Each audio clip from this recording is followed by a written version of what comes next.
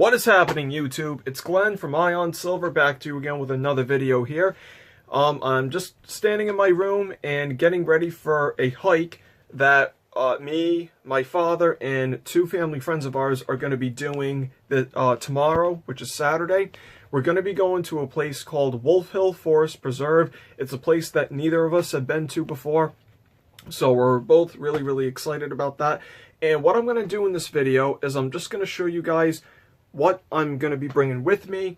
I'm going to be showing you guys a video footage of the actual hike itself.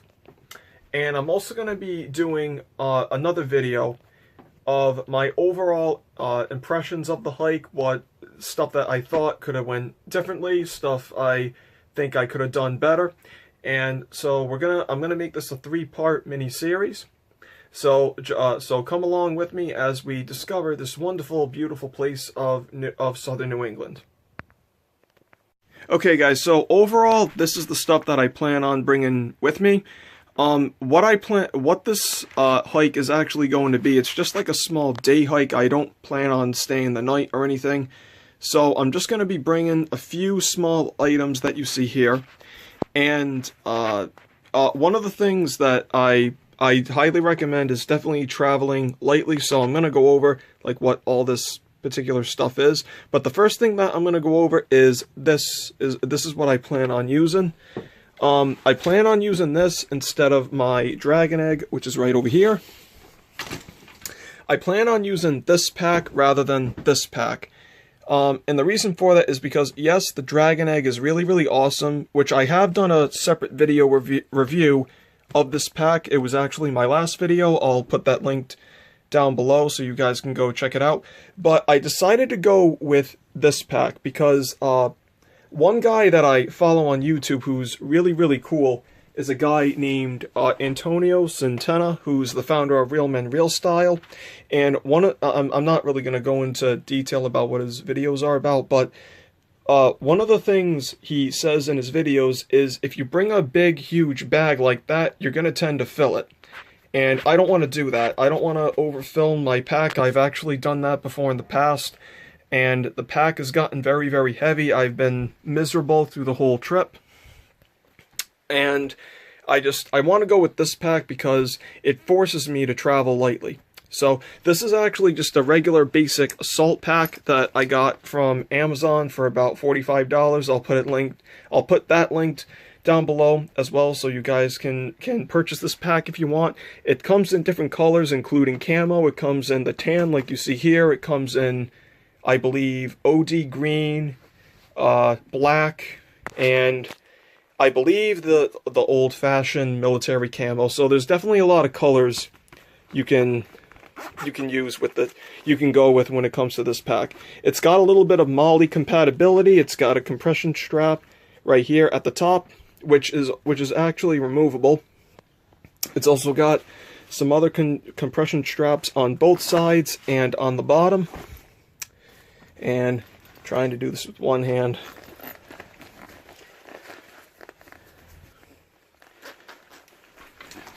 Okay, guys, I'm gonna pause this video real quick so I can open up all the compartments and show you what's inside. Okay, so welcome back. I unzipped all the pockets and compartments so that way we can take a look at what's inside. So I'm gonna start with this one. This is for basically your sunglasses. I actually just use it for just little things that I need to get to, like you could stick a small can of insect repellent in here, sunglasses, maybe if you want to stick like a few bandages in here, just stuff that you really need to get to and very quickly. You can also throw like a set of keys in here if you'd like. Next compartment is this one for like pens and little items like that. You could also stick a folded map in here or an emergency blanket or, you know, things of that sort. And like I said, there's MOLLE compatibility here, and there's Velcro here, so if you want to stick a morale patch, which I definitely plan on doing, you can do that as well. Next thing is this compartment right here, which is pretty deep.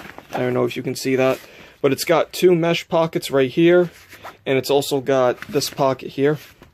And another thing that's also really cool about this pack is it opens out all the way, which is excellent if you have things that like you really need to get to. It's also got another pocket right here, which I don't really use. Excuse me. Another thing that this pack also comes with that I don't really see a use for is a hydration bladder, and I don't really know where it is at the moment, but yeah, it does come with a hydration bladder, which is very easy to use. I just don't really use it that much. I don't really use hydration bladders unless I'm gonna go bicycle riding or something like that. But yeah, I don't really use it that much. So this is the pack I'm gonna be using. Now we're gonna move on to the gear that I'm gonna be bringing with me. And I actually forgot something. Okay, so I'm gonna start with this stuff, and then I'm gonna work my way over here. So the first thing that I'm gonna do is the first thing I'm bringing with me is this small first aid kit. This is a little makeshift first aid kit that I have. All the items that are in here came in this like white container that was made out of plastic, which was great, but it didn't really have a secured locking system, which is something that I really need, and it also wasn't too watertight either. And this is a watertight case with a lock right here. And in there I just have a few bandages, a pair of scissors, and open this up, a pair of surgical gloves, and some cotton swabs and some adhesive wipes. Put that right there. Next thing is a bandana, which I'm going to be keeping on the inside of the pack at all when I'm on the hike.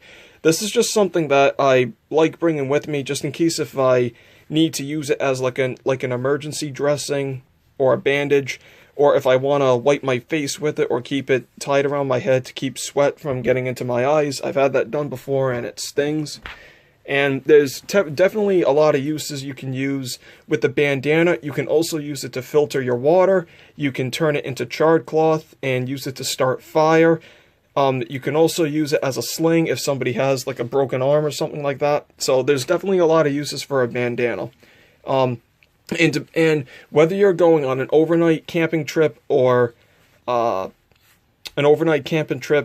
a simple day hike, you should always have a bandana on you.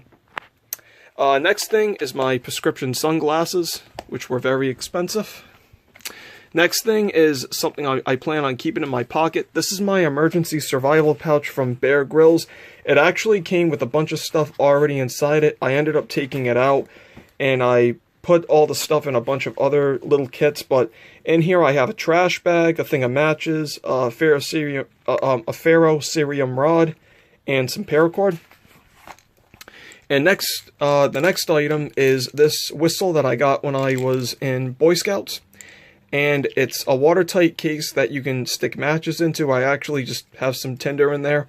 And when you unscrew this, yeah, I can't really do it because I'm filming with one hand. But when you unscrew this, there's a compass on top.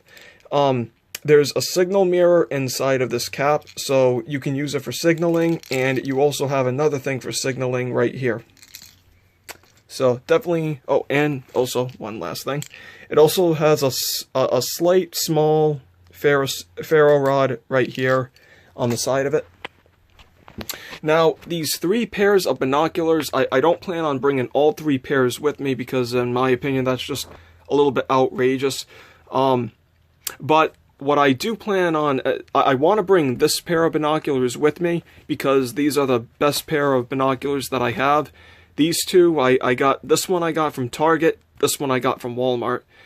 And they're great binoculars, but this one it sees through a lot clearly. It's from Barska, and I actually got this through a BattleBox subscription, but you can buy it on Amazon for around $45, maybe $50. So, definitely a good deal. I'm not too sure which pair of binoculars I'm going to bring. I'm going to try to fit this one in my pack, and if I can't fit it, I'll try to fit this one, and if this one don't fit, I'm going to bring that one. Next thing are these items right here. Right here I have some granola bars, and right there is maple glazed pecan and sea salt, which is excellent. Another one is raspberry, cashew, and chia, fruit and nut. This is also very, very delicious. And the next few items is a can of insect repellent. Now, I live in New England, and right now we're in the early part of spring, so there's not too many bugs out yet, but I have seen them around here and there. And I'm just bringing this just in case if the bugs start getting nasty. Next thing is some sunscreen, which it's supposed to be cloudy tomorrow, but the sun might come out, and also too, even when the sun's behind the clouds, it can still cause damage to your skin. So it's good to have a can of sunscreen on you. Next thing I have is some hand moisturizer and some hand sanitizer. If you plan to stop and use the outhouse, some of them have like hand sanitizer dispensers already in there, but some of them don't. So if I need to use hand sanitizer, if I need some way to clean my hands, I have that covered. And also, yeah, that's a key ring. Don't plan on bringing that with me for any reason. The next thing is this cheap $20 flashlight, which works absolutely excellent. And it's got a clip right here, so you can clip it to your hat. And the reason why I'm bringing this with me is because, like I said before, this is going to be like a small day trip. We don't plan on spending the night, but this is just in case if we're hiking on the trail, and because none of us are familiar with this trail, and the reason for bringing this is just in case if we run into a bind and we absolutely have to spend the night. I'm bringing this with me so that way I'll have some source of lighting. So that's why I'm bringing this. Next thing is one of the oldest knives that I own, which is a folder. And this is my Gator from Gerber.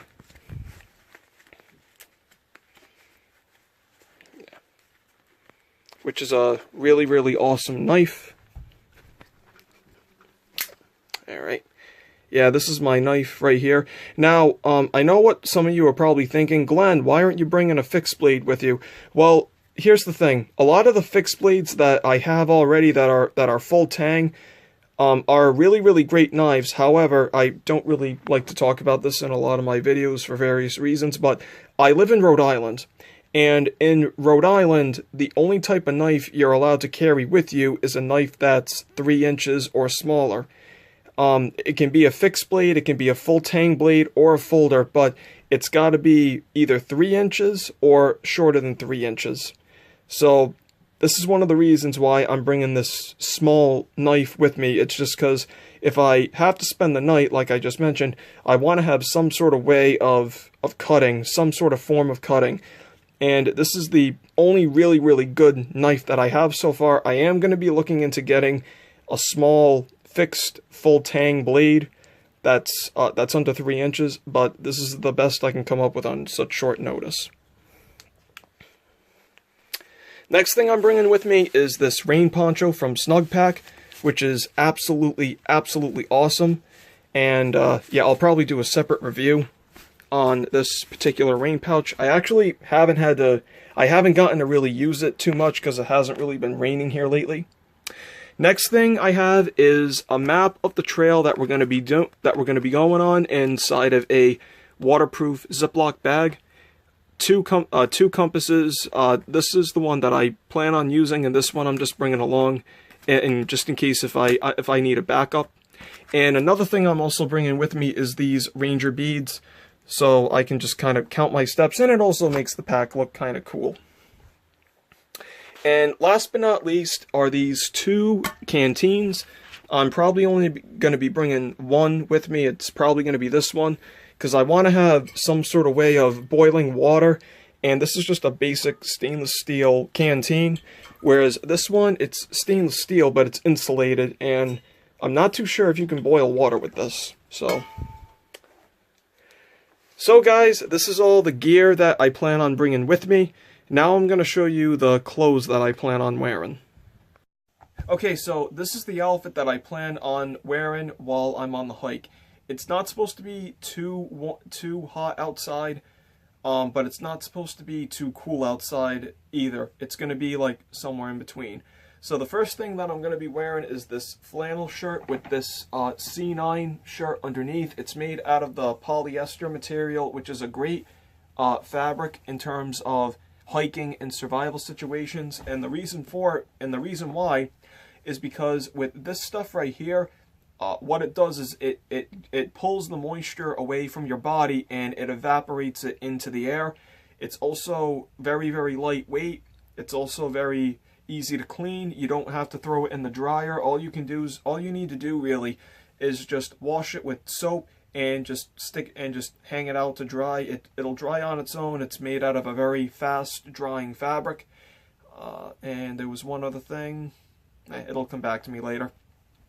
And the next thing, another thing that I also plan on wearing are these cargo pants, which I got when I was in Boy Scouts, which unfortunately I don't think they make them like this anymore. But they turn into shorts, which is awesome. So if I'm hiking and it gets really, really warm and I wanna be a little bit cool while I walk, I can easily do that. It's got pockets right here. Yeah, it's got pockets on both sides and on the back as well.